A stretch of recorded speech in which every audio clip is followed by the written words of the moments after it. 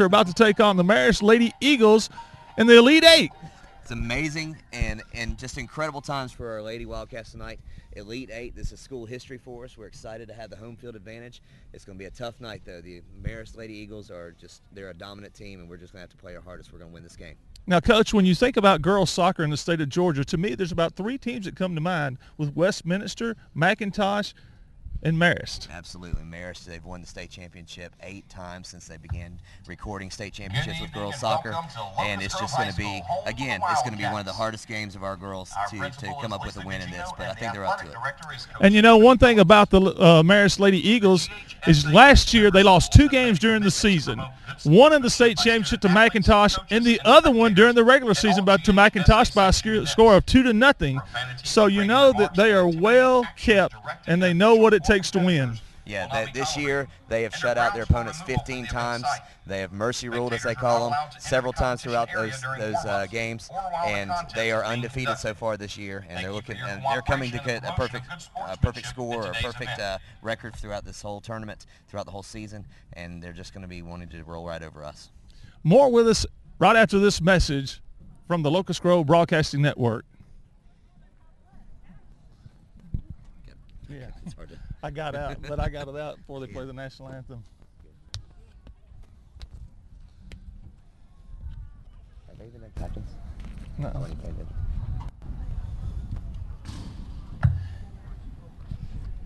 We would like to welcome the Marist War Eagles. War Eagles? I don't know what it is. Eagles. War Eagles include 00 Hollis Davenport. When you're ready. 0, Anna Urbanus. Number 1, Carlin Zaprowski. Number 2, Dorsey Wagner. Number 3, Grace Packer. Number 4, Stephanie Kruskos. Number 5, Carolyn. Number 6, Natalie Norfolk. Welcome back to Locust Grove High School here, where we're about to get started in the Elite Eight matchup between the Marist Lady Eagles and the Locust Grove Lady Wildcats.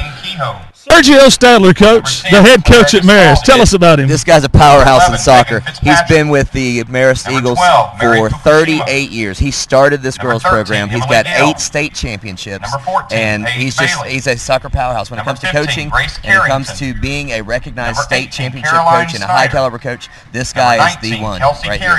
And when we look at his win-loss record, it's uncomparable to anybody really in the state of Georgia. But when you sit here and look at what he's done with the Lady Eagles as they've come through these years, it's just amazing, because you know that Marist continues to win year after year after win. And Coach, he didn't build a team, he built a program. Absolutely. It's more like a dynasty, really.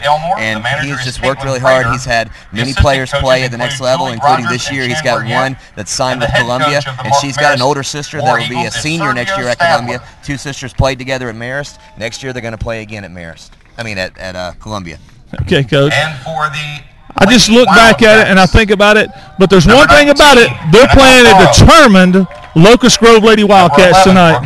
Coach Rape has got the girls focused. She's got them ready to play. We're going to see maybe a little bit different lineup tonight. We've got a few new faces in, and she's definitely got them determined to win. And I honestly believe that if they play their normal game, they don't come out flat in the first half. We've seen a little bit of difficulty with them coming out a little bit flat in the first half, but I see if we can come out and play toe-to-toe with this team, our girls have a chance. Well, I'll tell you what, Coach, we're going to get started in a little bit, but I can tell you right now, the first the first two games in the state playoffs, they have shut out their opponents, Marist, 19-0.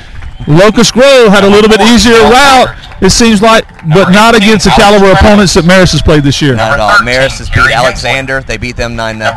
And then, of course, they rolled over their first opponent. And number 2, Stephanie Moreno. 10-0 when they routed them. So our girls played against Statesboro in the last game, 3-2. Had a little hiccup here and there. But then we played Worth County 5-0. Probably could have mercied them if we played right in the first half. But still, not quite as a difficult a route as Marist, but definitely something that we can build on. And we'll be back right after this message on the Locust Grove High School Network. Got out of that quick. Yeah, I heard it.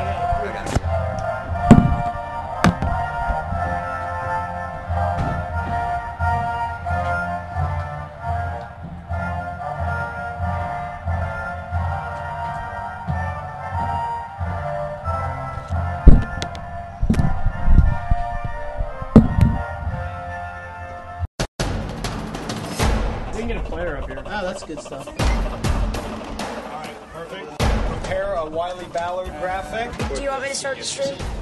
Start the stream. Camera 3. Beautiful. We're coming in on 1. For more information on how your school can join the Play On School broadcast program, go to playonsports.com/SBP.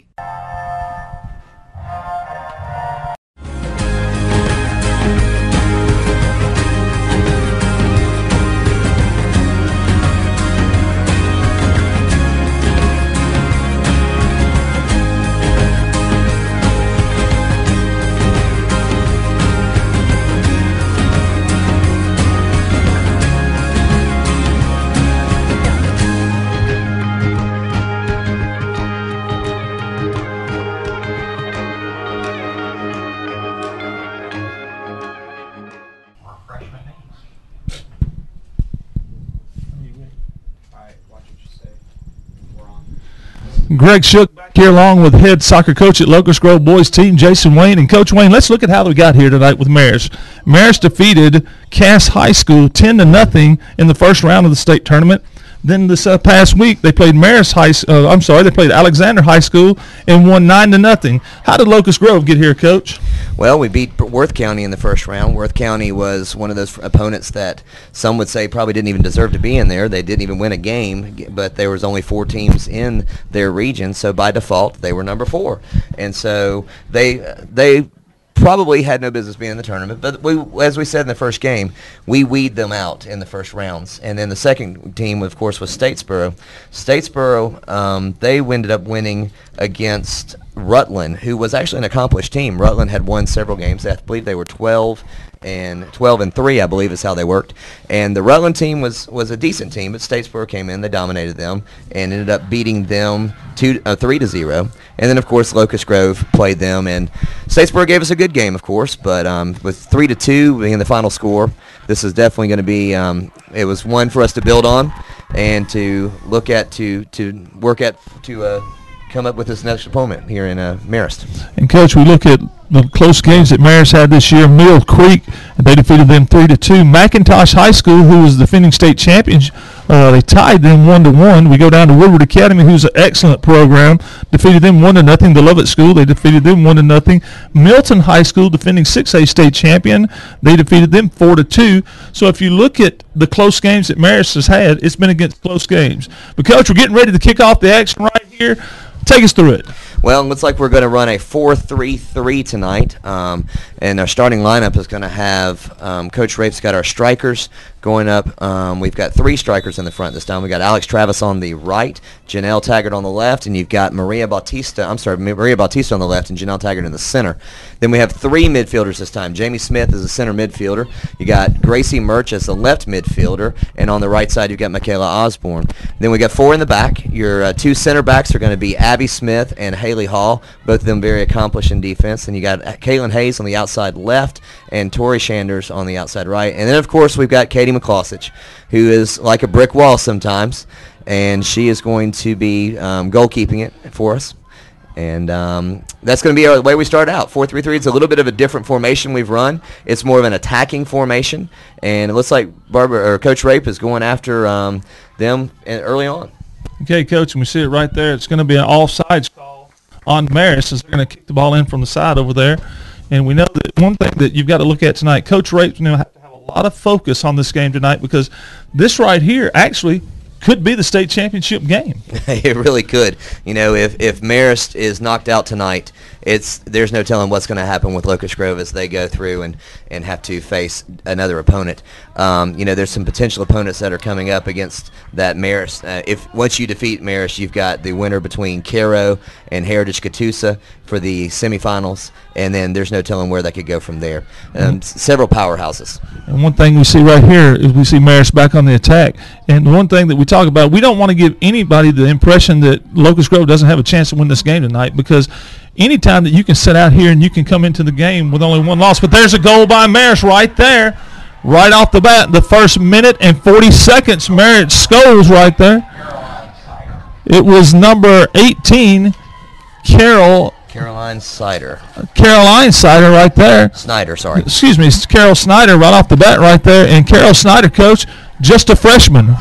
Yeah, and she was in the right place at the right time. I spoke with Coach Sadler at the beginning of the game, or before the beginning of the game, and he's told me that their typical style of play is just to possess the ball.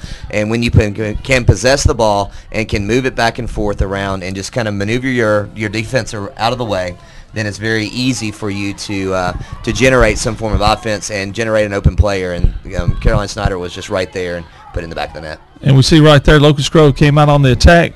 Comes down here, the ball comes out to the side to Gracie Merchant. It's going to be out of bounds. Ball stays with Locust Grove. Coach, and let me say this. Right there on the kickoff when we started after the goal, Marist immediately attacked the ball. 4 players immediately attacked the ball, and now they're on the attack once again. Absolutely. They're just very, very fast to the ball. They put high pressure on their opponent, and it's almost like it's effortless that they are able to move the ball and find the open man. They make great runs. As you see right there, they're making a great run into the left side of the box.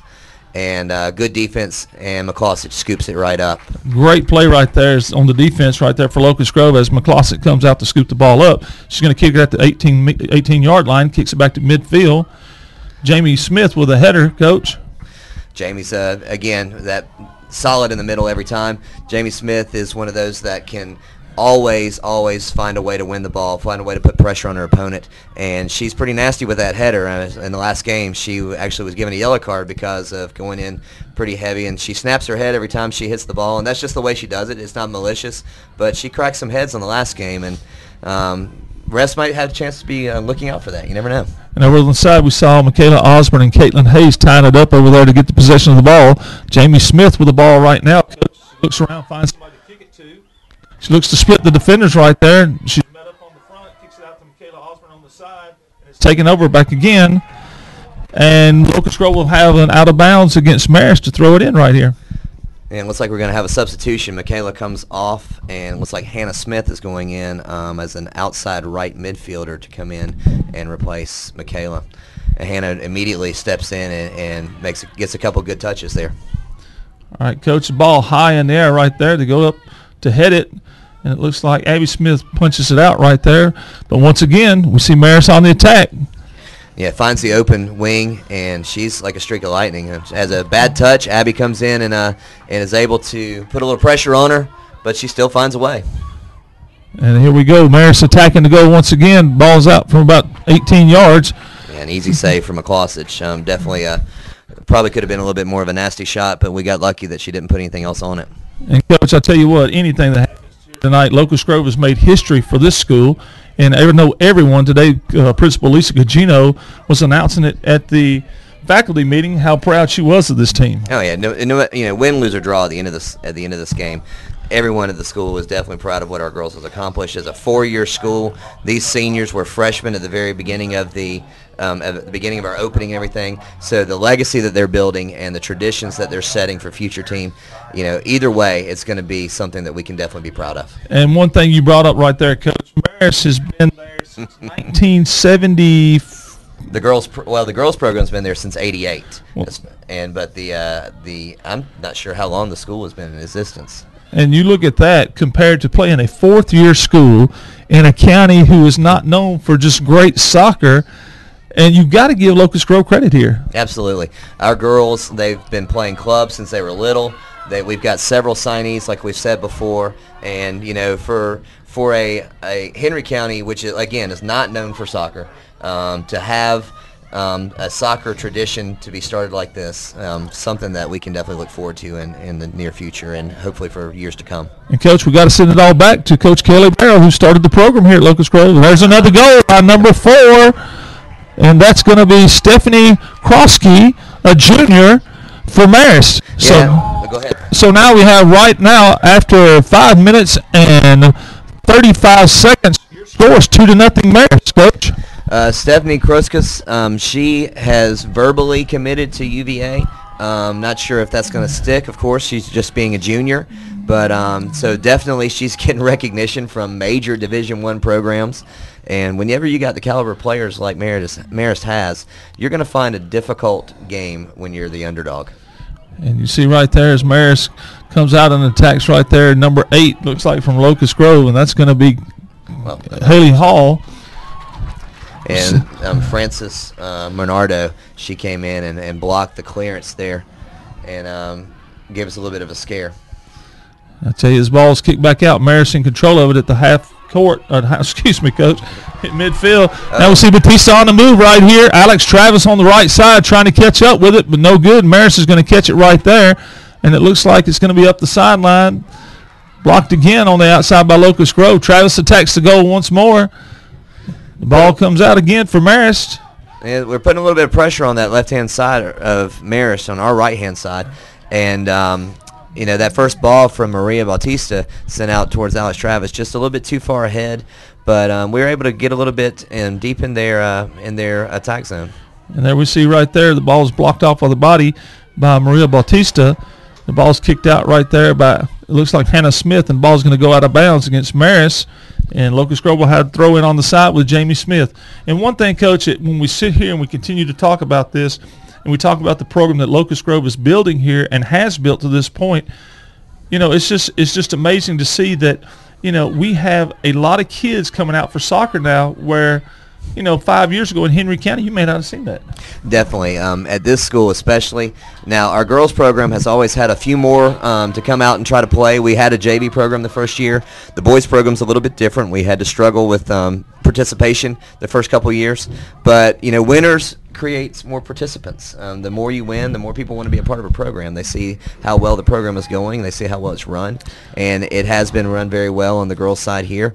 And players, they want to play for winners, but they want to play where they know that they're going to have a chance to do something good for the school and for the team and for the spirit of the student body. And call it jumping on the bandwagon if you want to, but I can tell you right now, the more kids you have, the better chances you have in competing. Absolutely. Those are good problems to have as a coach when you're making cuts at the beginning of the season, to be able to pick from more and more people.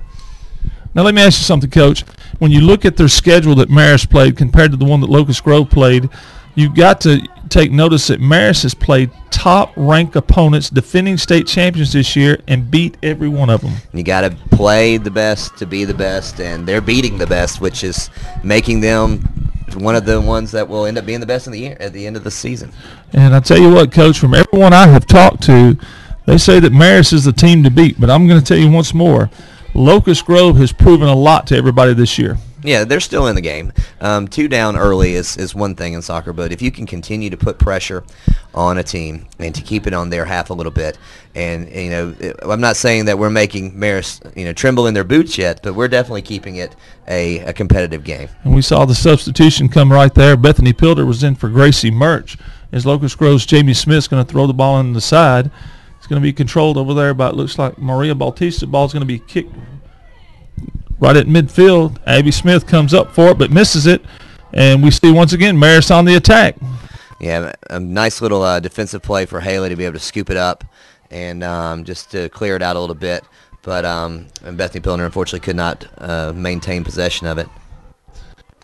I tell you, Marist, they make great runs off the ball, and that's what a good team does. If they're gonna possess and make great runs off the ball, there's always going to be someone open, and that's going to, if they can make those through runs and pass around the players, they can make almost any team look like an amateur team just from the off the ball movement.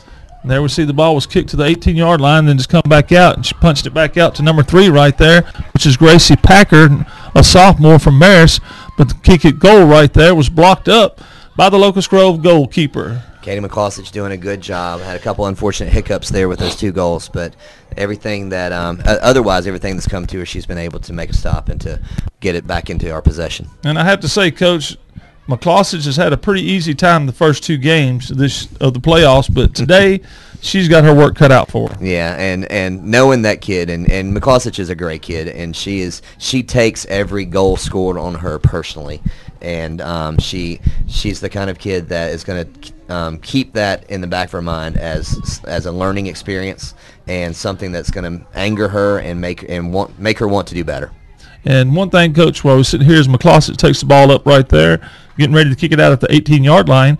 We know that last night, Locust Grove baseball team advanced to the Elite Eight in baseball with defeating Mary Person 7-3 and sweeping the best 2 out of 3. I'll tell you, it's a good time to be a Wildcat, isn't it? In the spring of 2013, a lot of fun to see. We had also some state appearances for the track team as well, and it's just one of those things that when you're doing well, it's fun to be at the close of the school year.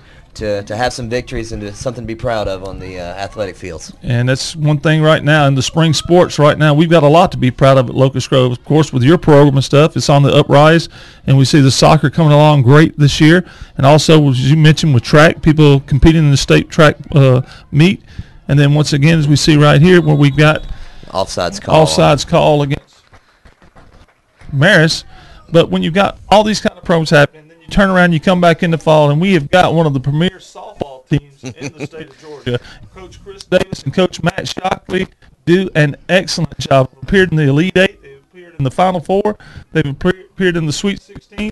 Coach, sports is going on here at Locust Grove. A lot of people just don't realize it. Yeah, for next year being a fifth-year school, and the football team looks to be getting strong again after a pretty good season from struggling for a couple years, and then and to be growing as well. Looks like the basketball team, your program, was able to have a play-in game to get in for the state playoffs. Just missed it a little bit, but still, they're on the rise as well. Wrestling team has always done very well. And, volleyball team has always done very well. Again, all of our athletics are something to be proud of here at Locust Grove. And that's another thing that you mentioned right there. Wrestling, we've already had a state champion here in Zach Brown who competed and won the state championship in wrestling in his weight class. And as you said before, other things going on, other programs building up. And like you said, girls basketball, boys basketball, it's on the uprise. I tell everybody it takes a little bit longer to build that. But, of course, we know it's just – it's got a lot to do with athletes. And this is one thing that we always say. Great athletes make good coaches. Absolutely. Some facetiously coaches say, oh, it's all coaching. But it's not. It's not coaching as much as it is with the athletes. And not to toot my own horn, but cross country has done very well as well. We've had 3 state appearances now with cross country. A kick it goal right there by Marist on the outside. It's blocked by McCloskey and blocks it right back to her. And she turns around and she tries to attempt at goal again and she misses.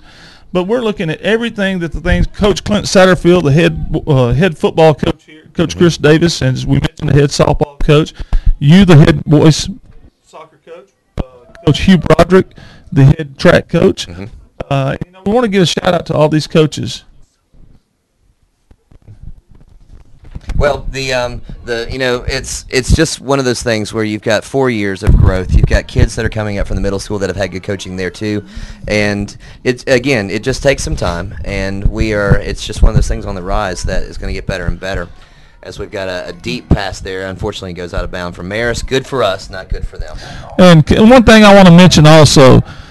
One thing that you have here at Locust Grove is a community school. Mm-hmm. It is here. It's based out of a community, a smaller community, but great support by Mr. Robert Price, our mayor here in Locust Grove. He was at the baseball game. He comes to the football games. I'm not sure if he's here tonight. I haven't seen him. But when you have the mayor behind you and all the community behind you, it's great to be in this kind of area. Absolutely. As we had a little foul called on Marist, pushing in the back when they're trying to win the ball. But you're right. The community feel here. It's just one of those things. It's a small town feel in a much larger county. And that's one thing that I think Henry County has tried to do when they put their high schools in these little areas. They call the high schools by the name of the little area, like Dutchtown and Luella and Ola, and they try to create this familiar small town feel. Even though we're really just a suburb of Atlanta, we still get that small town feel, and that's something that's kind of nice. Jamie Smith taking this free kick, scoring opportunity possibly a little bit too deep for us to do anything with it. I'm sure she's going to be kind of wanting that one back. Probably would have wanted to do a little bit better job of getting it to someone as opposed to putting it deep in the keeper's hands there. And there the ball is going to go out of bounds on Locust Grove. It's going to be taken over by Marist. And Marist is on the attack right here. Number 25 for Marist, who is Katie McGitney. And I do apologize if I pronounce that name wrong, but I want to remind everyone that I am not an English major. Nice stop by Katie McCloskey there. Following the ball, following the player. Didn't take her eyes off the ball at all. And player was doing a little bit dancing left and right, trying to juke her out a little bit. But Katie followed the ball the entire way and was able to fall on it and make a great save. And when you look at McCloskett, you don't think of her as being a very strong player, but when you sit there and you see her how far she kicks the ball right there past the midfield line, she's pretty strong in her legs. Yeah, she is, and she plays with an elite program on the club level, and she has private goalkeeper training. She works very hard to get where she is, and it's well deserved. Everything she does is very well hard. She's a very strong team leader. She's a captain of the 3 captains on the team, and in fact the only junior captain. Very, very strong.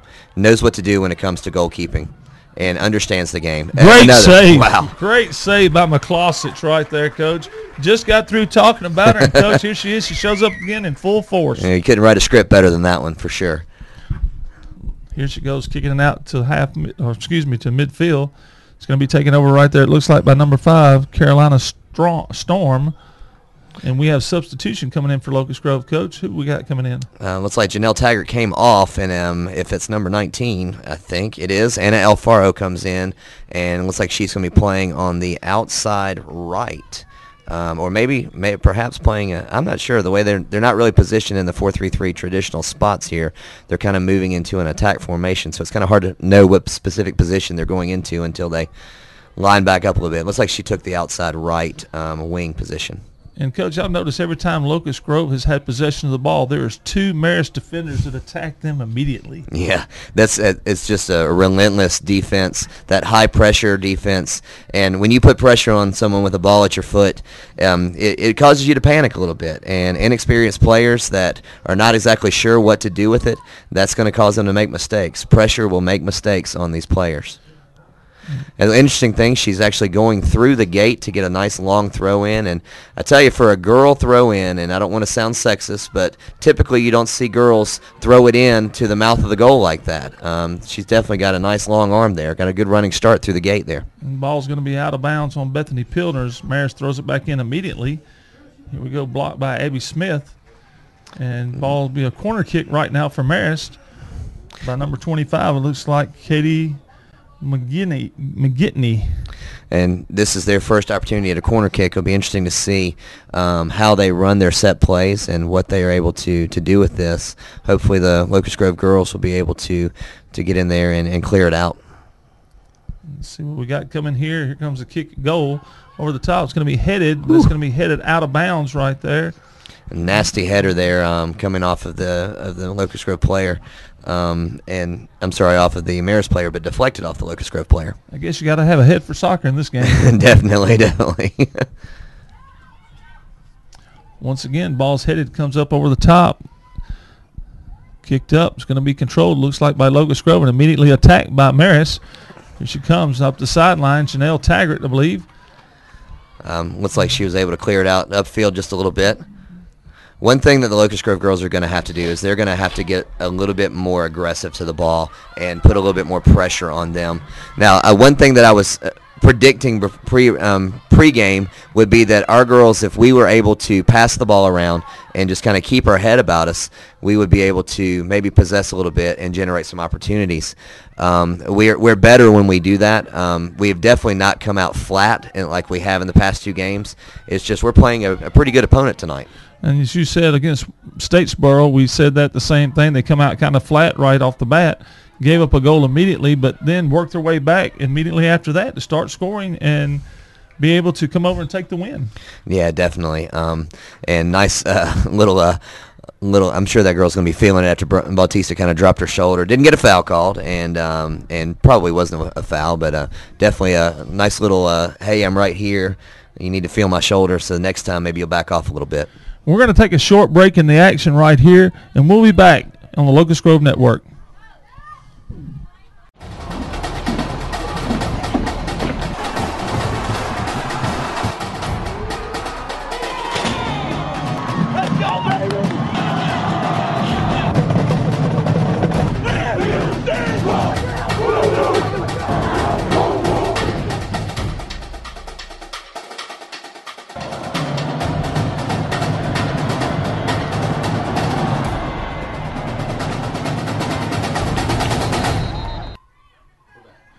Okay, back here at Locust Grove High School, Coach Greg Shook along with Coach Jason Wayne, head boys soccer coach at Locust Grove, calling the play-by-play here as we see Locust Grove on the attack, Right now, your score with 19:22 left to go in the first half, 2-0 Marist, and a very good Marist opponent is putting the pressure on Locust Grove early.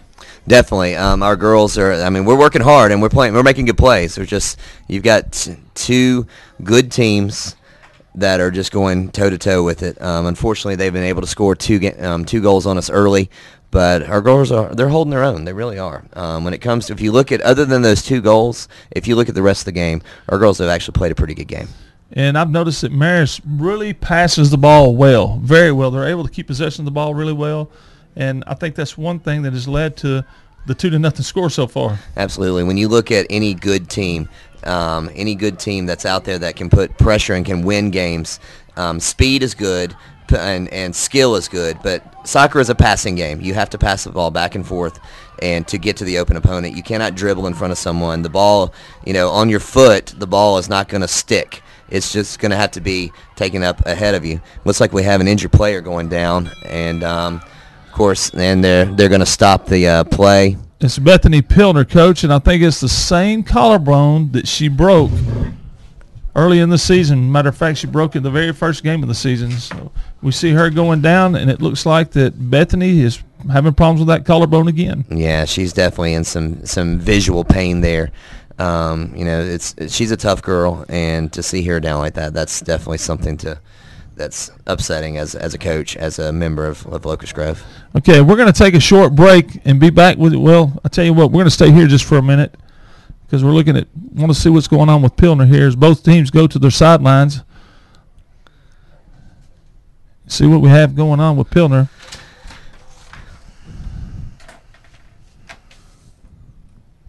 And we're going to take a short break, and we're going to mention our sponsors first, though. Locust Grove High School, American Pie. You'll never forget your first piece. Chicken Run of Locust Grove. Children's Healthcare of Atlanta. Bo's Barbecue, and all of our other sponsors. We want to give a shout out to them and thank them for all that they do for us here at Locust Grove and the support of Locust Grove Athletics. Yeah, couldn't do much without the corporate sponsors and the local sponsors. They help us out and provide sometimes team meals. They provide lots of money for the booster clubs, etc. And Coach, let me mention one thing right here. A lot of people don't understand the finances involved in running a high school athletic program. I know personally from basketball, there is a lot of money required when you talk about uniforms, and people have to understand when you start a program here in Henry County, the county does not buy you uniforms. The county does not do practice uniforms. They do not purchase balls for you. None of that is purchased. That is left up for the coach to purchase and then pay for. And starting a program, you tend to get yourself put in some debt. And you've got number 3 doing the sportsmanlike thing, just putting the ball deep for our goalkeeper to start play again. That's one thing about soccer. I'm going to interrupt you with this just to kind of tell the sportsmanship of the soccer game. If a player does get injured and they have to call time, typically they will give the possession to the team that had the ball. But typically, especially if they're on the attack, they're going to go ahead and pass the ball back deep into the defensive side, and so that there's not going to gain an unfair advantage. That's just one of the things that soccer does. Of course, if it was the boys, we'd say it was the gentlemanly thing to do, but in this way, it's the ladies' way to do it. And ball's blocked right there by Katie McCloskich once again, and that right there is 4 blocks that she's had, Coach. It's serious attempts for goals. Yeah, definitely. She's racking up some saves tonight, and that was just an excellent shot. It would have definitely gone in. And with this corner kick, a little short corner, kind of caught our defense off guard a little bit. And but now we've got a little clearance going out. But it seems that there's always a player right there with Marist. They seem to always be there. Oh, ball's up high over McCloskich's head. Yeah, Number 13 on the score right there, Emily Gale. A long, about a 30-yard field goal, as we would call it, but it's just over the top, Coach, and right underneath over the top and right underneath the bar. Yeah, those are the goals you hate to see, because it's one of those where the goalie, she seems to feel like there'd be something that she could do about it, but that she just chipped the keeper. In other words, chipped it right over her head, and there's not much Katie could have done about it other than stand inside the goal and push it out as quick as possible. And, Coach, we'd like to remind everyone that Play On Sports, as this is being broadcasted on, as you know, at home, and we cannot do this without the help of our video broadcasting teacher and the producer of this show, Randy Lee. Yep, Randy Lee does a great job with the broadcasting class and the broadcasting program that he does, and he has excellent students that come out and help us with the camera work and the soundboard and everything. In fact, I believe you're kind of close to the one that's sitting here to my left here. Today's show is being directed by none other than my son, Tyler Shook. Very good. And he does a fantastic job for us. He's doing all the video layouts and the soundboard. He's a one-man show over here. We're just the talking heads talking to a microphone. He's doing all the rest for us. And, when we sit back and you look, they broadcast, you can go back and watch the baseball games, all the soccer games that we played in the playoffs on Play On Sports Network. If you don't know the website, go to ghsa.net and scroll down to the bottom, and you'll see Play On Sports, in which you can click on that, and it'll take you to a menu where you can see all the games and stuff that's been recorded.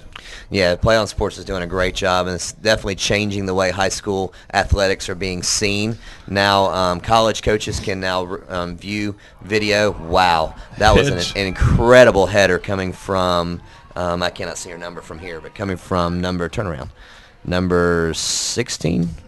Is that number 16, Coach? I believe it was number 16 right there.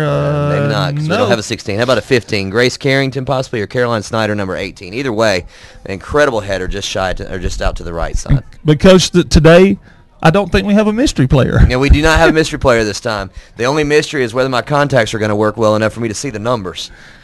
And my glasses, it's sad. I tell people I'm not getting older. Alex Travis putting a little pressure on the goalkeeper. She wins the ball. Janelle Taggart comes in to try to take it, and a little bit of clearance going in for the defense. Jamie Smith steps in. Alex turns, makes a little pass out to Michaela Osborne. Gets tied up a little bit with the midfielder there.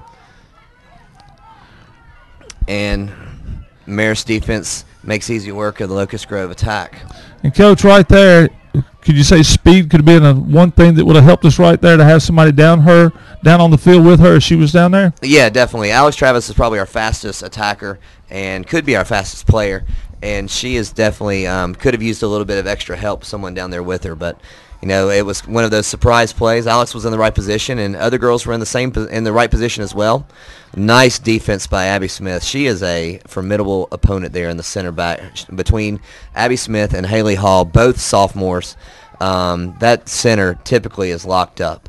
Okay, and it looks like right over there, looks like right there that Hannah Smith may have taken a shot off the head or something right there, and she's holding her head as she's walking down, and kind of like when the ball came across, she just kind of stopped for a second like she was to gather herself there.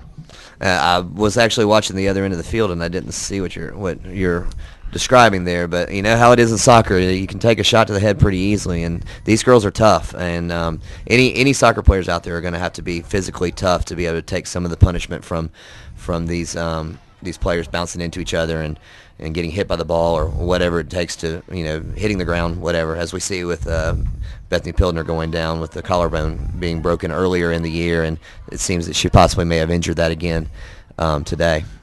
There's a kick up over the top by number 13 right there. It's going to be Emily Gale.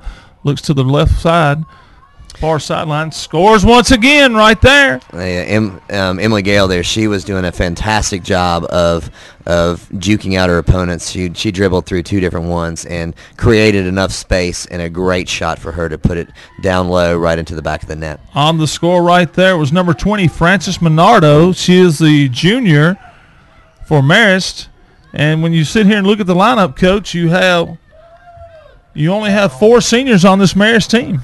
Yeah, I spoke with Coach Sadler about that and asked him, what's it like to have such kind of a young team, and he's definitely pleased with the fact that he has young girls that are out there, and he said that some of them are more than likely going to be playing at the next level in the future here. Of course, we already mentioned that there were some signed, one senior that is signed and then one that's verbally committed as a junior, and to have that much talent that young means that this is just going to be a lasting program for even more years. Okay, Coach, we're going to take a quick break right here for a commercial break, and we'll be back in 60 seconds on the Locust Grove Network. More commercials this time. One match away from immortality. This is a total team effort. We're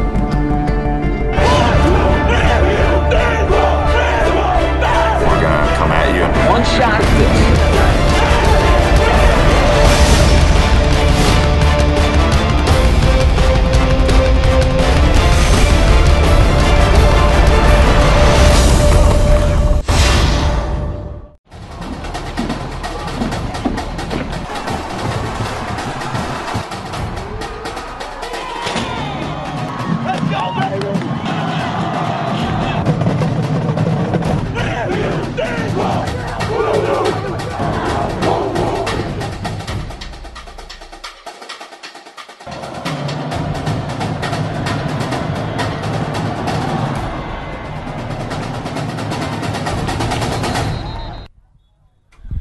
Back here at Locust Grove, corner throw-in by Gracie Packer right here, number 3 from Marist.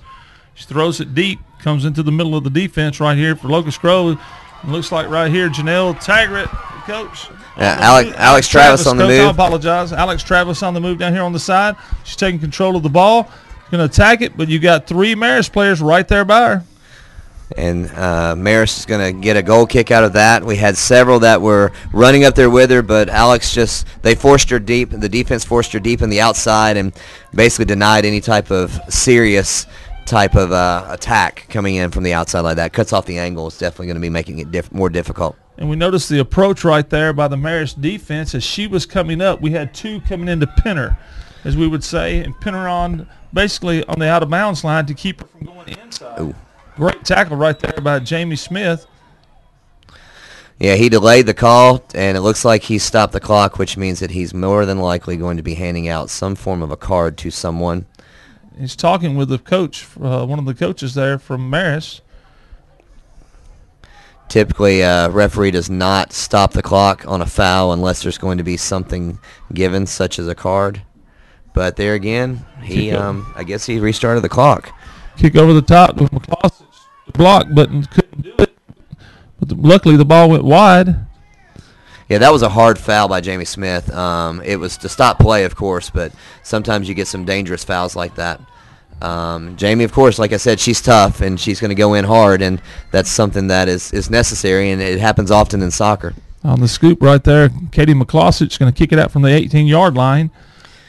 Coach, in the last game, we were talking about the referee that plays the advantage, and the referee plays the advantage by waiting to see, once the foul has been committed, if there's actually going to be a change of possession or if there's going to be anything that's going to be gained by the foul from the team that commits the foul. And he was watching to see the possession of the play, and as soon as it changed possession to the Locust Grove, that's when he made the call. And as a coach, sometimes you want to scream, "Hey, where's the call?" But a good ref is just waiting to follow the play and see what's going to happen. Made a little substitution there. Abby Smith Abby Smith comes out of the game right there for Locust Grove, and it looks like it's going to be number 3 coming in for Locust Grove, who is Kayla Cobb. Kayla Cobb has been starting the last couple games. She didn't start tonight, but Coach Rape has several good defenders that she's able to trust and be able to put some on. And there she goes, number 4 right there for Marist. Scores Stephanie Krosky, the junior, and it's going to put your score with 9 minutes and 12 seconds left to go, 5-0. Yeah, not much more you can say about that one. It was just excellent positioning. Ball bounces right into her wheelhouse, and she's able to volley it right in the back of the net. And we're very proud of these Locust Grove girls. Coach, it's like you said before, sometimes you match up with an opponent that is just that much superior in skill and in quickness than you are, and there's really nothing you can do about it. Just play your hearts out and hope the best can come out of it for you. And one thing we can say about our girls tonight is they have not given up. They haven't dropped their heads. They're still fighting. And you look at a game like this, and even if it does go to Marist as the end of it, you can always be proud of a team that never gives up and continues to fight and continues to keep trying, and to even if one goal is all we get, that's a moral victory against a team like tonight. And one thing, Coach, that I do want to mention, Marist's last 4 games, they have outscored their opponents 35-0. Wow. That's an incredible statistic for a team to be able to do. They're used to scoring goals. They're used to winning, and they act accordingly. Anytime you can do that, Coach, to score 35 goals in a game that usually consists of maybe 1 to 2 goals, you're showing that you're strong offensively and defensively when you're not allowing anything. Absolutely. This is just we're watching some great soccer played by an incredible team. Well coached, talented girls. And I wish I had the name of the number of the goalkeeper for Marist, because Marist's goalkeeper has not really had a lot to deal with, but what she's had to deal with. And there's another goal right there. Guess who scores it, Coach? Stephanie Krosky. Yeah, she is. She's doing a great job of weeding through our defense. She's got some incredible talent. Just a junior. Be incredible to see what she's going to do next year with one more year of experience on her. And let me say, Coach, a junior who is already verbally committed to the University of Virginia. Yeah, that says tremendous about her skills and her ability. She's been recognized, obviously, somewhere else just besides on the Marist soccer field, to have a D1 team like that and a good D1 team like that to come in and ask her to play for them. And Mary Fitzpatrick, Coach, as we mentioned before, has already signed with Columbia University. And when you look at that, right there, got a little luck on that one, hitting the right post, and it bounced right into into McCloskey's hands. I believe even McCloskey gave a little bit of sigh of relief on that one. You can believe that, Coach, because I gave a sigh of relief also because it was easily about to be 7-0. Yeah, that was a great break for the Locust Grove Wildcats. And Coach, we go back to what we was talking about, the Fitzpatrick. When you're talking about a student athlete who is signed with Columbia University, you're talking about a student athlete that not only has skill-wise on the field, but academic-wise, and Marist is known for their academics. Absolutely. I'm going to interrupt you for 1 second. There was a yellow card presented on that last foul. Looks like that was to Jamie Smith. That's probably for fouling twice in a row now, right in the same area. And with a yellow card in high school, the player must leave the field. She can go back in at any time on the next dead ball, but she must leave the field. And, of course, the foul is going to be rewarded with a free kick, and that one was a tremendous free kick. Bounces off the crossbar, and it goes right in to be crossed back over and tried to be shot again. And Lena Kehoe on the shot right there. But it looks like that we're coming up, and Marist is trying to attack again. Turns around. Flag goes up for an offsides call, but since she doesn't pass it to anyone that is offsides, there's no call from the center referee. And thank you, Coach, for clarifying that for me because I was looking as the flag went up and nothing was called, and now he called something here. He's following up on that offsides, that player, and the offsides rule is tricky. We've tried to explain it a couple times, and there's different variations. That offsides call, and the player that was ultimately called offsides was when she received the ball. She may have been onsides at that point, but she was offsides at one point, and so she gained an advantage receiving the ball because of her offsides position from well before when the flag went up. And it's one of those that if you're not familiar with the soccer game and you're not familiar with the rules, it'll trick you up a little bit. And Coach, I hate to say this right here, but when do you look at the game being called for score? For the score, if the flag is up, that call can be made at any point as long as that ball goes to the person. Is that what your question was? I wasn't sure. As far as when you call it a shutout. Oh, when you call it a shutout? I would say, you mean a mercy rule? Yes, sir. Mercy I'm sorry. Rule. I didn't want to, Coach, I did not want to use that word, especially for our Locust Grove listeners, but I guess you got to face reality sometimes right now. When do you look at it where the referees call the mercy rule? What score do you have to attain to get that mercy rule? And we don't really want to discuss it too much, obviously, but the rule is, and GHSA calls it a competitive imbalance rule. And so it sounds much better when you say it that way, but that is at a 10-goal differential. And, Coach, I hate to say this, but competitive imbalance to me referred to where I was growing up, a good old whipping. Yeah, unfortunately. Now, there's variations to that rule with GHSA as well. If they score 7 goals in the first half, and it is a 7-goal differential, that is, and the first half, the second half can be shortened to 20 minutes, meaning that basically the rule states that if you can score 7 in the first half, then there's no need in having an entire 40-minute second half. And so, if it's done, if it is 7 goals in the first half and it has only been less than 20 minutes, they can actually stop the first half and go straight to halftime and then do a 20-minute second half. And we are not in that situation now with 3 minutes, 41 seconds left in the game. But if they were to unfortunately score one more on us, then they could shorten the game for 20 minutes. And the second half, that is. And a very physical Marist team is just taking control of Locust Grove 6-0 with 3 minutes and 26 seconds to go in the first half. Beautiful day, though, Coach. It's a beautiful day. The clouds have cleared up. We've got nice blue skies. We turned on the stadium lights thinking that it would be necessary, but the way it's looking, the clouds have come through, and we've gotten us a nice little open. And there's a score once again, ladies and gentlemen. Locust Grove. It's going to be, it looks like, number 2 for Marist.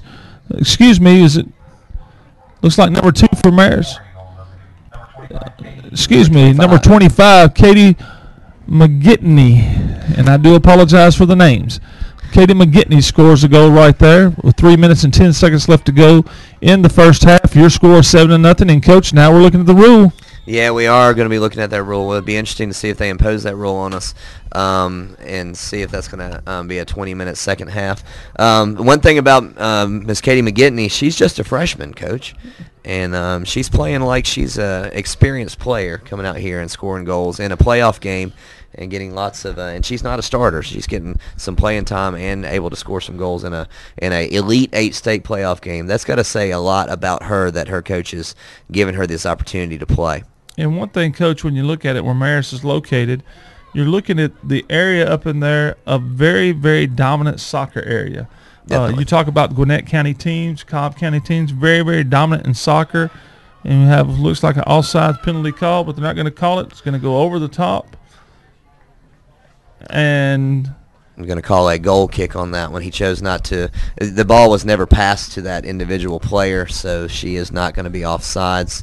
And so we'll get us a goal kick on this. But you're right, Marist, they're in the middle of that hub of soccer. You've got, again, North Fulton, Alpharetta, East Cobb. You've got Gwinnett County. You've got the North DeKalb area, which is still very strong in soccer as well. And it's just a tremendous amount of good soccer players, great club programs, and they are always going to be challenging for the best spots. And I would love to see what a tryout. Nice stop by Katie McCloskich. I would love to see a tryout at a Marist beginning of a season. How many of these girls come out, and I just love to have his leftovers. I understand that, Coach, and I'm the same way too. But if you look at 2012, the state championships in the 5A, of course you had Milton High School out of North Fulton County, McIntosh out of Fayette County, who has been very, very good in soccer. Matter of fact, in 1995 they won the state championship. McIntosh has won it again a few other times that we go through here. But you know that McIntosh was back-to-back state championship in 2000, and like I said, 2011 and 2012. Last year, this Marist team lost to them in the state championship, and the other only loss they had last year was to McIntosh.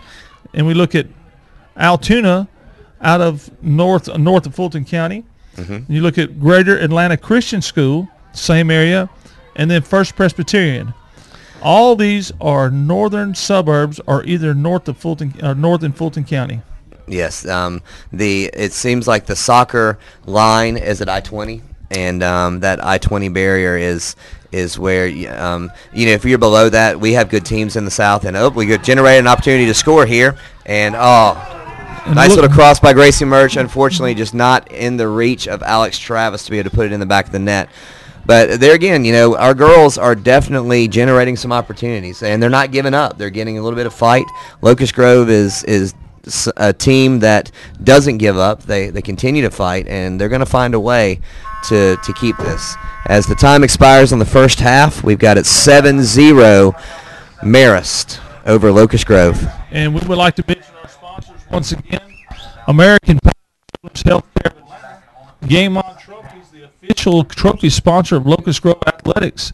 Play On Sports. You can follow them on Twitter and Facebook. State Farm with your local agent, Randy McClellan. And now we're going to take a quick break, and we'll be back on the Locust Grove Network.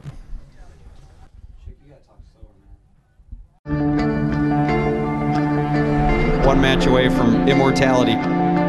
This is a total team effort.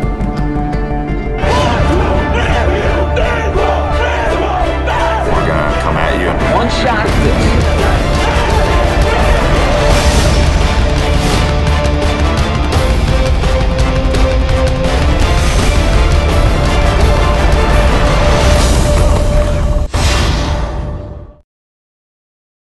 But I don't want to shut it.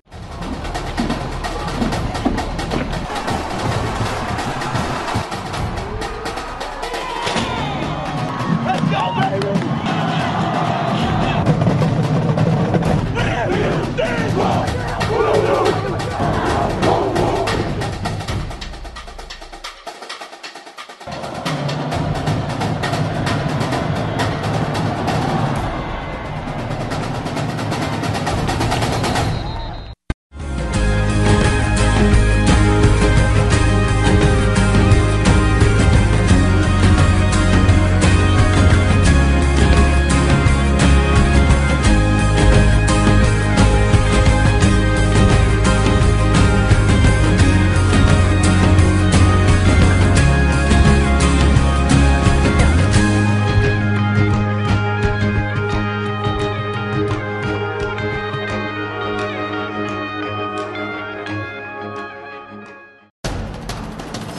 We can get a player up here. Oh, that's good stuff. All right, perfect. Prepare a Wiley Ballard graphic. Do you want me to start the stream? Start the stream. Camera 3. Beautiful. We're coming in on 1. For more information on how your school can join the Play on School broadcast program, go to playonsports.com/SBP. One match away from immortality. This is a total team effort. We're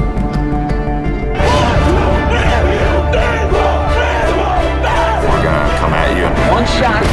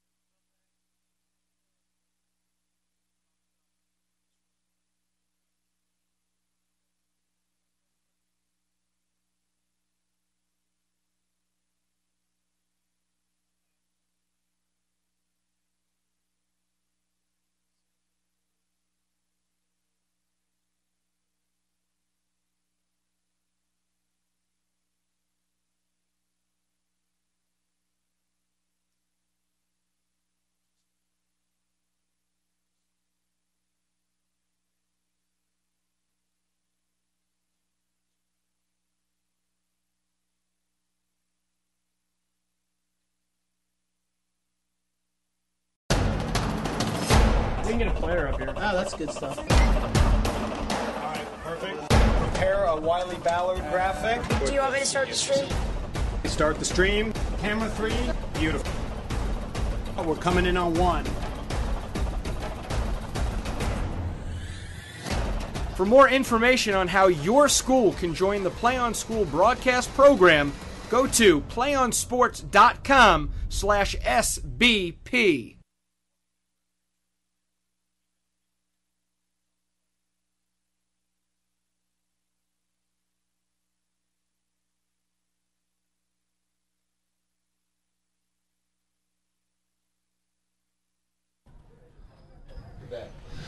Greg Shook back here along with head soccer coach Jason Wayne, and we're looking over here at Coach Sergio Stadler, Coach.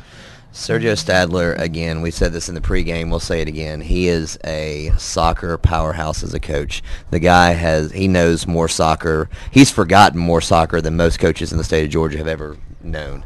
He is definitely one of those that when you talk about high school sports and you talk about high school soccer and legacies, he's definitely one of those.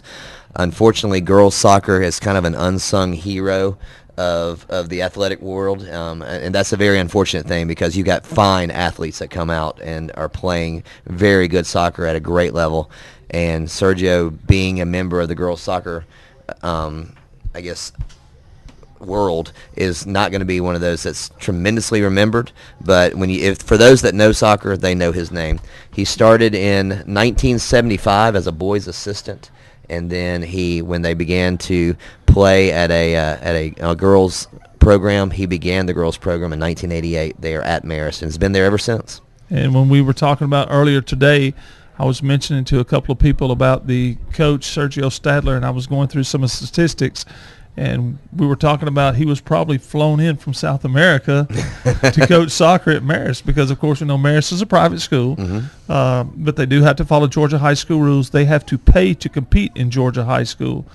And I think that wherever he's from, Coach, I can tell you one thing. He knows the game, and he knows how to prepare players. And not only that, but he is an AP calculus teacher.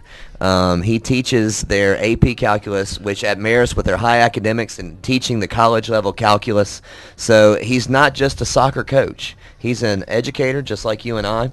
And it's kudos to the person who can teach at such a high level in the math program, and then also be able to come out here and be such a powerhouse in coaching. It's a tremendous. It just speaks tremendously for him and for what teachers do in general, as far as being coaches and teachers, and I'm sure parents as well. Okay, Coach, and I'm going to tell you one thing. I've learned this a long time ago from one of the best high school basketball coaches in the state of Georgia, who has almost 1,000 wins. And one thing that I have learned about him, or from him, and that's Coach A.C. McCullers, who is now at Strong Rock, who was four-time state championship at Mara High School. One thing about Coach McCullers, the first thing that he taught me when I started coaching is to be a good coach, you have to be a good teacher. You do. You have to be a good teacher because these kids, they look at us as coaches as role models. They look and see how we react to the any type of adversity, any type of bad situation with the referees, how we act to our specific players that may be doing good or bad, and they have a relationship with us in the classroom. And if you're going to be a good coach, you have to have respect in that classroom as well, and you get that by being a good teacher. And that's one thing that he had always taught me, because I'll never forget this. When we sit down together, and I started working with Coach McCullers back years and years ago, Coach McCullers, I asked him, I said, what does it take to be a good coach? And he didn't say a word. He wrote it on a piece of paper, and he put, coaching is teaching. And you know, when you have good teachers, people who will teach the game and not look for wins and losses, they'll become good coaches, because the wins will come when you teach the kids how to perform. You're absolutely right, and unfortunately, a lot of people just look at stats. They don't look at what a coach is teaching a player, and and it may not always be that this coach is teaching them the X's and O's. Sometimes they're teaching them the integrity. They're teaching them how, in boys sports or in girls sports too, how to become a mature adult, how to face adversity. And that's being a teacher and teaching, creating men and women and on the high school level. That's vitally important as a coach as well. And one thing that was shared to me this week by our head baseball coach, Stephen Phillips, an athletic director, was a letter during Teacher Appreciation Week that he got from a student and a baseball player that was thanking him for the morals that he had instilled in him and the father figure that he had become for him. And, Coach, I'm going to tell you something right now. When you get that type of comments from a player, you know you've done your job. Absolutely. You can go and whatever, but if you make that difference in a kid, it's all worth it. Definitely all worth it. And like I said before, when you look at things like that, my philosophy is, if you want to know how good I did this year coaching, ask me 10 years from now when I can see what these ladies become. Because if I see them become something that's successful, then I know I have done my job correctly. May not be on the court with wins and losses, may not be on the soccer field with wins and losses, but I know that I've created a successful person. I'm thankful to say that I've been a big part of a lot of kids' success through other programs and through here also. Definitely. That's one of the best feelings as a coach, when you have a kid come back and tell you, thank you for doing what you did for me. Thank you for teaching me these things. Looks like our halftime has expired. I hate to interrupt our nice little conversation, but we're going to go to a commercial break, and we'll be right back on the Locust Grove Network. Yeah, they're doing 20 minutes second half. We can get a player up here. Oh, that's good stuff. All right, perfect. prepare a Wiley Ballard graphic. Do you want me to start the stream? Start the stream. Camera 3. Beautiful. We're coming in on 1. For more information on how your school can join the Play on School broadcast program, go to playonsports.com/SBP. Relationship with him because he's such.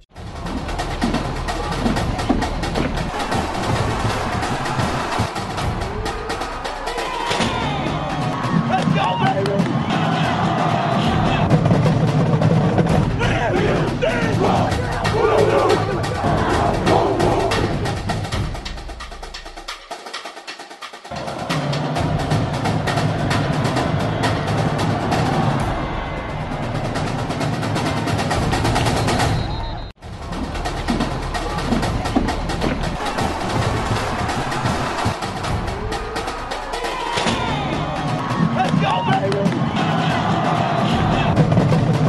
Locust Grove, because they've done everything they've needed to do. They're just playing against a formidable opponent, as you say. Yeah, there's a couple things you could try, but when it's 7-0 and it's the beginning of the second half, it's a very difficult thing. You could try to pack it in the back and to, I guess, try to stop the bleeding.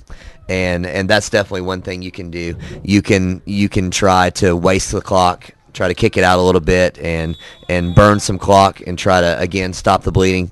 And there's really, when you get a situation like this, you don't want the girls to give up. You want to keep them positive, and you want to give some kind of a moral victory. And like I said before, one goal even is a little moral victory against a team like this.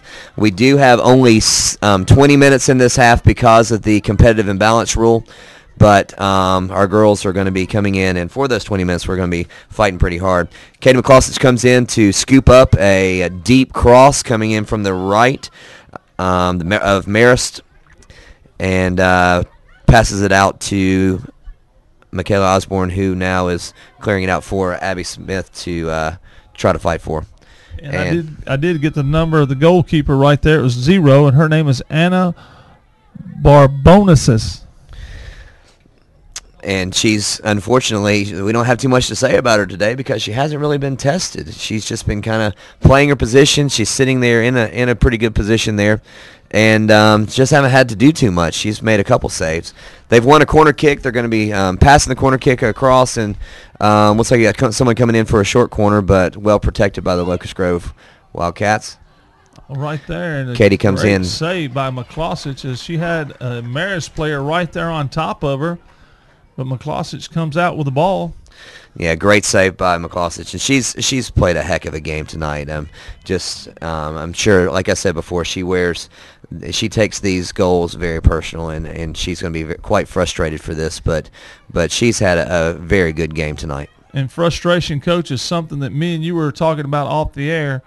That when you're looking at this Locust Grove class right here, a great Locust Grove team this season, everything, but Jamie Smith, as we was talking about, you can tell frustration is setting in on her part. Yeah, Jamie Smith is a competitor, and when she's not winning, she's going to be trying like crazy to win. And if it's not going her way, as with many athletes, there's a little frustration set in. And with that yellow card that she earned with those 2 hard fouls back to back, that's going to be something that's going to force her to have to play a little bit more cautious in the second half because she doesn't want to receive another yellow card, meaning a red card, because that will put her, of course, it would put her out for this game, and so she'd be finishing her senior year with a red card, meaning she can't play the last few minutes, and that could it could jeopardize and hurt the team a little bit with her not on the game. And I know, Coach, in basketball that if you receive a technical foul and you're ejected from the game, not only do you sit out the rest of that game, but you sit out the next 2 games, and of course it wouldn't affect Smith because Smith is being her senior year. That is correct. And it's the same thing in soccer. If you get a red card, you get out. Well, if it's a straight red card, not meaning that it's not 2 yellow cards to the same player in a game, but if it is a foul that has been deemed so flagrant or just such a hard foul that they decide to present a red card to the player, that player is ejected. and that player is then going to have to sit out that game. The team has to play one person down, so they go down to 10 players for the remainder of that game. And then the next game, that player is out for one game. Now, depending on the severity of the foul, she could be out for 2 games, according to GHSA regulations.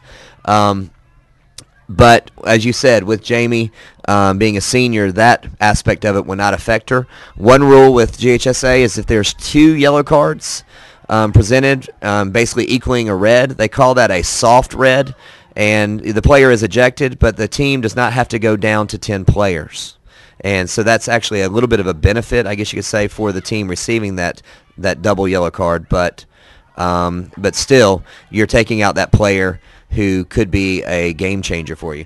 And while we were talking, we saw that there was a goalkeeper change. Katie McCloskich has been taken out of the goal and has been replaced with Mandy Wright, number 20, who is a sophomore goaltender or goalkeeper and defender, and has served as a backup for several times throughout the season. Coach, we see Marist on the attack right there, number 11 coming across, and that is Megan Fitzpatrick, probably relationship to Mary Fitzpatrick. And they are sisters. I did confirm that with the coach earlier. And she makes a backside run that was just unbelievable. And then, of course, they bounce it around in the middle, and it looks like another score from, I didn't see her number. Right there, Coach. Once again, Marist puts it in the net, and they put it in the net with 4 minutes and 43 seconds in the second half. And the score is going to 8-0 for Marist. And, Coach, I'm telling you this, Coach, it just looks like that they continue bringing in subs, Marist did, and their subs seem to be performing at a level that everyone else has. Yeah. When your bench is that deep, you could have a few that are just, out or are not playing their best and still be able just to go run on all cylinders just by putting in just another replacement. And one thing, Coach, that we have to talk about is when you have a bench, you've got to have players on the bench that can come in and give people relief. And when you can do this and it doesn't hurt you offensively or defensively, that's when you know have a real good program.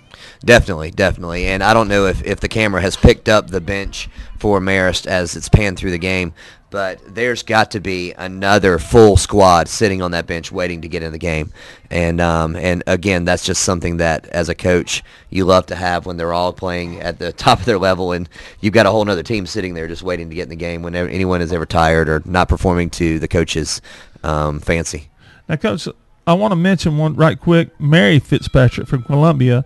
I'm at the sign with the Columbia. Her sister currently plays with Columbia, correct? She does have an older sister who this year is a junior. Her name is Shannon Fitzpatrick, who is playing for Columbia. And then with Mary, who signed, they as sisters playing as freshmen and seniors for Marist, they're now in the future going to be playing as freshmen and seniors for Columbia. So that's kind of an interesting thing to have sisters like that playing and building that. It's kind of like almost similar to what the Braves have with the Upton brothers. That's correct. And which I'm not sure if they ever played together. I think their ages were different enough to where they didn't get a chance to play this much together until the professional level.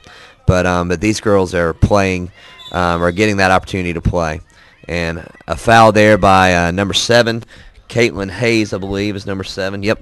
And opportunity for a free kick. This is where good teams can specialize, and set plays like this are typically where a lot of teams can generate yet another scoring opportunity. Ball is kicked up. Looks like it's going to go over the top of the net right there. Shot taken by number 12, Mary Fukushima. Wonder if she's, well, perhaps the was it the tsunami that damaged or the earthquake that damaged that in Japan? Wasn't that Fukushima? I don't know, but I tell you what, the damage is going on right here on this field right now. It could be. Yeah, you could probably kind of pray for an earthquake. Maybe they could call for the game, but I don't think we want to pray for that. I definitely do not, Coach. I definitely do not. We're a little high up in the stands for that to happen. I believe I want to stay a little bit closer to the ground. And Georgia is not known for earthquakes, but here we go, another goal right there, this time by number 24, Meredith Sylvie. And she comes in from the back. She's an outside back player, and they ran that backside run, and she just came out of nowhere and received that ball and put it in the goal just like she knew what she was doing, definitely. 12 minutes, 16 seconds to go in the second half. Your score, Marist 9, Locust Grove nothing. And, Coach, I can tell you right now, it looks like Locust Grove is just kind of sees the writing on the wall. Yeah, you're starting to see a little bit of heads drop a little bit. They're still fighting for it, and they're still trying to generate some opportunity. But when you're down 9-0, it takes a tremendous amount of character. And as we see, Alex Travis coming in trying to generate an opportunity and commits the foul against Marist after she is dispossessed. Well, one thing about it, Coach, no one can say anything about this Locust Grove program in a negative way because Coach Barbara Ray has done a tremendous job with them this year, going 14-0-1 during the regular season, winning their first 2 playoff games. 14-1-1. Their only loss, I believe, was to Ola, who is in a region with Whitewater and McIntosh, the Stars Mill, and all these others. And I can tell you right now, Coach, when you look at the brackets right now, you have, I believe it is McIntosh, Stars Mill, and all of them teams are still in the state tournament. They are, and actually I wanted to kind of mention something. This is a touch-off subject, but on the boys' bracket of the 4A, our region, the 4A region, the region that we come out of, 3 of the 4 teams that entered the state playoffs are still in the Elite 8. Jonesboro, Dutchtown, and Spalding are all in the Elite 8. That says a lot for the boys' side of the program as well. And just to have that on the boys' side is definitely something that we can be proud of, too, for our region. And I tell you what, Coach, if you'd have told me that in the hallway, I would have told you were crazy. But right now, I'm not going to tell you you're crazy because you know more about boys soccer than I definitely do. But to have Jonesboro, Dutchtown, and Spalding still in it at this point right there, that does say a lot for our region. And we know that our region in baseball, we had Dutchtown made it to the Sweet 16. We also had Spalding County, I believe, that was defeated in the Sweet 16. Our boys made it, and when you look at the teams and stuff, this is not a bad region. It's really not, and a lot of people, especially in the soccer world, they say Jonesboro. They were good maybe 15, 20 years ago, but now Jonesboro, or they say Dutchtown, who is that? And to have these teams coming out what would seem as nowhere. Now, Dutchtown has had success in a larger region in the past, but to have these teams coming in and doing this well and playing this deep in the playoffs and actually are getting some opponents that they can be competitive with in this next round. And believe it or not, their games should be played probably tomorrow night, so we'll see how that goes. But to have that coming out of this region, it bodes well for the strength of our programs that we have and the competition we have to put up with throughout the regular season. And, Coach, I can't sit here and not admit the competition that's in basketball also because, you know, this year in basketball, Eagles Landing won the state championship in Quad A in boys basketball. In girls basketball, we had Jonesboro being defeated in the Final Four. We had Woodland High School being defeated in the Elite 8. So when we're talking about this region right here that consists of these schools that we have here, you're talking about a very, very good region football-wise, very good football-wise. And Locust Grove is the new kid on the block. Yeah, and you know our region is made up basically of Henry County schools and Clayton County schools with a few odd schools here and there, Griffin and Spalding, and Upson Lee, and to have that nice, tremendous, a great shot by Jamie Smith, generating a score opportunity, but saved by their goalkeeper, Anna Bourbones. And I do apologize if we're butchering the names. Because I can tell you, I can probably cut meat better than I can soccer names. Especially with some of the teams that we've been dealing with. And we've had some incredible athletes, and we've had to, unfortunately, just butcher their names because of our inability to speak properly. I want to remind everybody, once again, I am not an English teacher. And nor am I. And I believe that I have taught physical science and biology. I teach team sports now, but I am not an English teacher, and I give kudos to English teachers. Absolutely. English teachers are definitely ones that deserve a little bit more recognition than they seem to get. And same with social studies teachers as well. Of course, I'm one of those, so I'm a little bit partial to that. But we have a substitution being made. Alex Travis is going out, and it looks like number 19, Anna Alfaro, is coming in. And Coach, there's one thing I want to mention also while we're sitting here talking about teachers. This was Teacher Appreciation Week, and I want to give a shout-out to all the teachers in the state of Georgia, and especially our Locust Grove staff for the job that they do. Our superintendent, the job that he does here in Henry County, our support staff. Henry County is I feel like one of the best school systems in the state of Georgia. I agree. I've worked in several other systems, and this has been the best experience I've had, the 8 years I've had in Henry County. And I have no plans to leave unless someone tells me otherwise, that's for sure. I have plans to leave, Coach, but it's because I'm right at the end, right looking for the retirement. And I always tell people, they say, well, you're at school all the time. I said, and let me tell you why. Because those sick days build up, and you can use them for your retirement. There you go. And, it's getting close to that time, and I want to make sure that I'm ready to retire. But, Coach, let me ask you a question. Yeah. When you retire, yes, do you think you'll get out of coaching? I don't know. I've pondered that. I have little. They're not little anymore, but I have children that are 13 and 10, and I feel like my teams are my adopted kids, obviously, because I spend a lot of time with them as well. And about the time that I am going to be retiring, my kids are going to be having kids of their own. And so, am I going to need some more kids that I can coach so I can feel like I have more kids? That's that's kind of a legitimate question there, because coaching kind of fulfills a kind of a spot in your heart, and same with teaching, that you just end up having that. You end up loving these kids because of their personalities and what they do, and it's just a lot of fun. Looks like Marist is working back and forth, passing back and forth, but a ball was sent a little bit too deep into the box for Mandy Wright to be able to scoop that up, and Marist loses that opportunity. Coach, I was speaking to a friend of mine the other day, Asa McCullers, I used to work with, who is the head coach at Strong Rock Christian, and he told me he's getting close to getting out of it, and that has been 47 years in the business. My goodness, that's more than a career. That's a lifetime right there. 47 years. That's longer than I've been alive.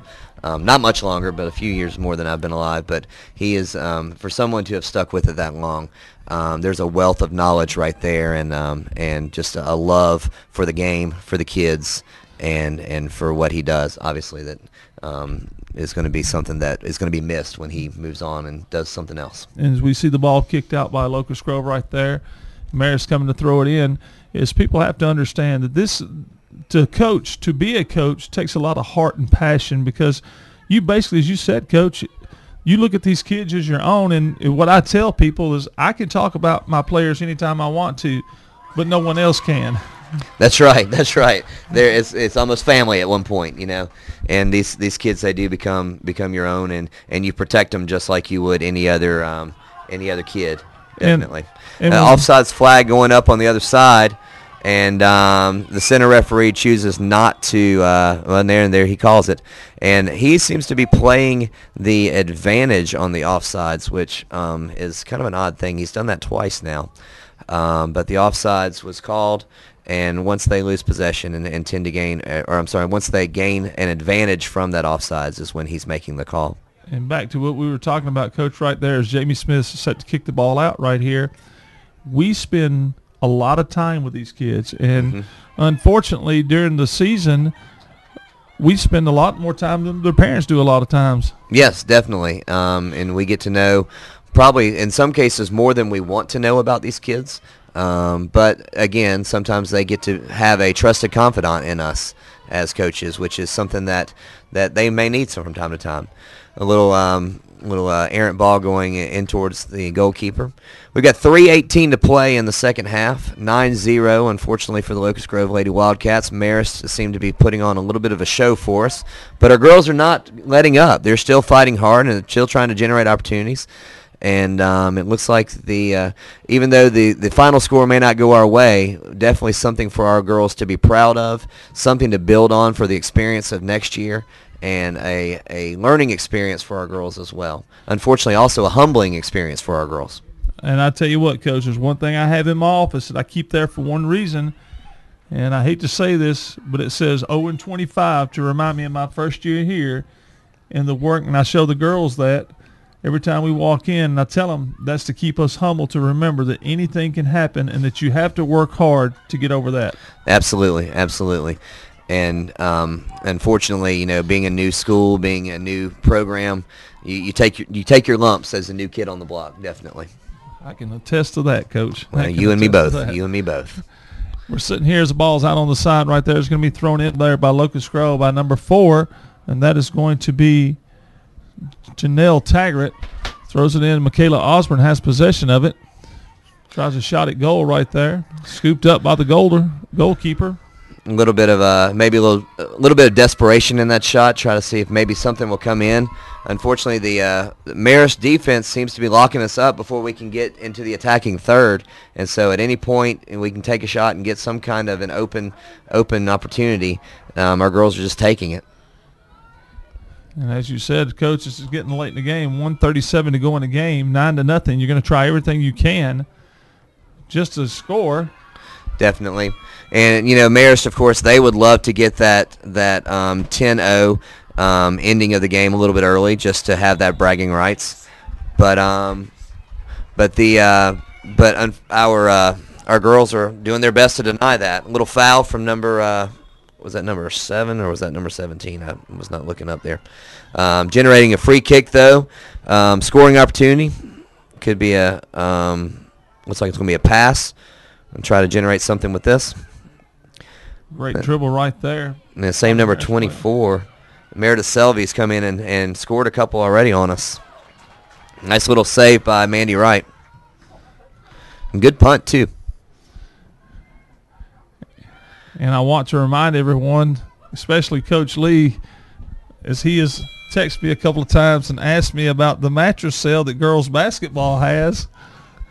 It's kind of a running joke here, but I tell him we made $1,800 off a mattress sale, and so Coach Lee is always commenting to me about the mattress sale. He's always saying something to me about it because it was kind of funny because during the football games, I announced the football games, and when we'd come in, there was a long run. You'd be saying, hey, we have a mattress sale coming up. But Coach Lee, I just want to remind you, we're not sure about the mattress sale next year. It's 9 seconds to go in the game, 7, 6, 5, 4. Ooh, hard foul. And there's going to be a hard foul right there. And that's going to be the ball game, ladies and gentlemen. Your final score, Marist 9, Locust Grove 0. That puts Marist advancing into the Final Four. They will play the winner between Cairo and Heritage. And we'll be back, Coach, to wrap it all up right after these messages. One match away from immortality. This is a total team effort.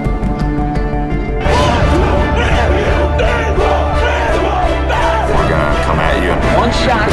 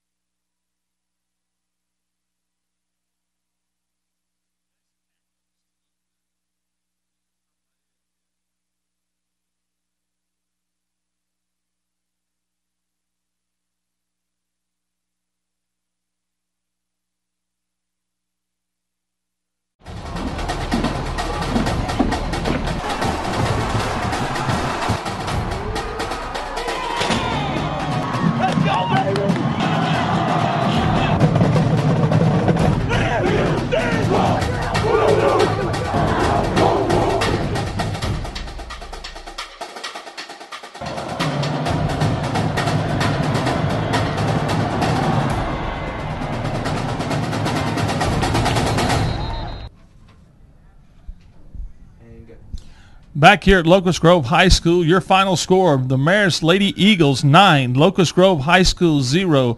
Coach, I tell you what, Locust Grove gave it a run this season, but it's going to end here. They did. They worked very hard. 16 2-1 for the final stats for the season. That's a tremendously strong season for them. This is the best record they've ever had here at Locust Grove. Elite 8 performance. Unfortunately, against a superior team, obviously proven by the 9-0 result of the game. But kudos to go to Marist. They're just an incredible team. Our girls were tough. They played hard. They never gave up. And they did not get that mercy rule going after them. That's definitely something to be proud of. And as we were at the commercial break, our girls came to their traditional sportsmanship. Of course, the shaking of hands, a lot of class, thanking the fans for being there. A great season for them to finish off on. And I know they're going to be just kind of kicking themselves a little bit for not having a win tonight, but there's nothing to be ashamed of, definitely. Tonight has been a great performance by them, and just to end for a great season. And Coach Barbara Rapes has done an outstanding job. She is assisted by the JV coach, which is Cynthia Oliver. And I tell you, Coach, when you look at this right here and you look at what they've done this year, it all started with Kelly Barrow building the program. It really did. He did a great job for the first 3 years. He got the program going. They struggled the first year, but then they had a winning season last year, got into the Sweet 16 of the playoffs last year, and had no seniors. And so she basically got the exact same team that he had, plus some freshmen, and which have definitely helped this year. So he did a good job of starting it off, but she took him a little bit further this year, which is kudos to her especially. And I think Coach Sergio Statler could be looking at his next state championship this year with these girls. You kind of want to say in a state tournament or in any tournament when you get beat that you got beat by the best. So we wish them the best of luck. We'd like to see them win. Then we can say, well, at least we got beat by the state champions. And Coach, we can't remiss if we don't mention our sponsors, American Pie, who is just, you can't beat the pie at American Pie. American Pie Pizzeria. You got Children's Healthcare Atlanta, who gives us out here our trainer that we have. Our trainer does a great job out here, Coach. Children's Healthcare of Atlanta does everything that they can for us. Game On Trophies, Coach, who's the official sponsor of Locust Grove High School Play On Sports, where you can follow them on Twitter and also on Facebook. State Farm with your agent Randy McClellan right here in Locust Grove, Coach. And now we're going to take just a couple of seconds, and we'll be right back on the Locust Grove Network.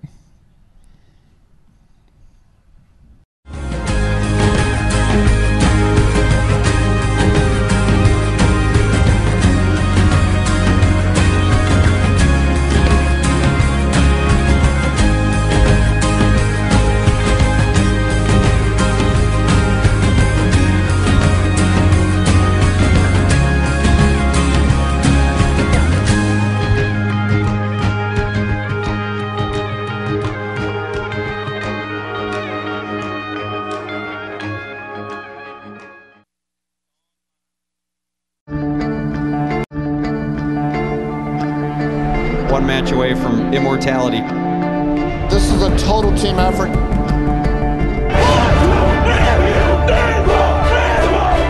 We're gonna come at you in one shot.